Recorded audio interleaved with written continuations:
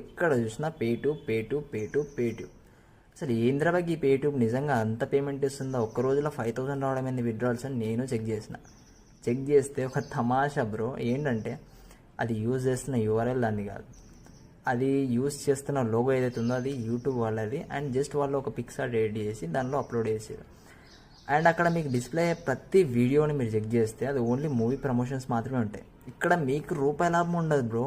ఎంతసేపు అయినా నేను చెప్తున్నా కదా, టు బీ హానెస్ట్ చెప్తున్నా, ఆ ప్రాఫిట్ మొత్తం ఎవరికైనా ఉంటుందంటే అది ఓన్లీ ఆ వెబ్సైట్ హోల్డర్కి మాత్రమే ఉంటుంది. వాడు మూవీస్ని ప్రమోట్ చేయడానికి ఆ వెబ్సైట్ని క్రియేట్ చేసుకుంటాడు. దానిలోకి మీరు వెళ్ళి మూవీస్ ట్రైలర్స్ని గంటలు చూసి 5,000 దాకా మీరు మనీని అక్కడ డాష్ బోర్డ్లో చూపిస్తుంది. బట్ తమాషా మీకు అక్కడనే మొదలవుతుంది.